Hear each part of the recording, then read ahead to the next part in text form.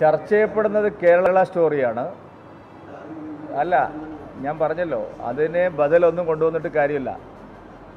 ചർച്ച ചെയ്യുന്നത് കേരള സ്റ്റോറിയാണ്. കേരള സ്റ്റോറിയാണ് റിയൽ സ്റ്റോറി.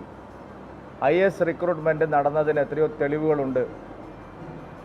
കൗമാരക്കാരായ പെൺകുട്ടികളെ പ്രണയം നടിച്ച് മതം മാറ്റിയിട്ടുണ്ട്, പൊന്നാനിയിൽ കൊണ്ടുപോയിട്ടുണ്ട്, സിറിയയിലേക്ക് അയച്ചിട്ടുണ്ട്. ഇതെല്ലാം യാഥാർത്ഥ്യങ്ങളാണ്. എത്രയോ രക്ഷിതാക്കൾ ഇന്നും നിങ്ങളുടെയൊക്കെ ചാനലുകളിൽ വന്നിരുന്ന് അവരുടെ മക്കളെ തിരിച്ചു കിട്ടണമെന്ന് പറഞ്ഞ് വിലപിക്കുന്നത് നാം കാണുന്നുണ്ട്. യഥാർത്ഥ സ്റ്റോറിയാണ് കേരള സ്റ്റോറി. ഇന്നലെ നടന്നതാണ്, ഇന്ന് നടക്കുന്നതാണ്, നാളെയും അത് നടക്കും.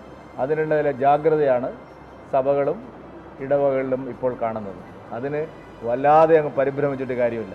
കേരള സ്റ്റോറി നടന്ന സ്റ്റോറിയാണ്, ഇപ്പോൾ നടക്കുന്ന സ്റ്റോറിയാണ്, ഭാവിയിൽ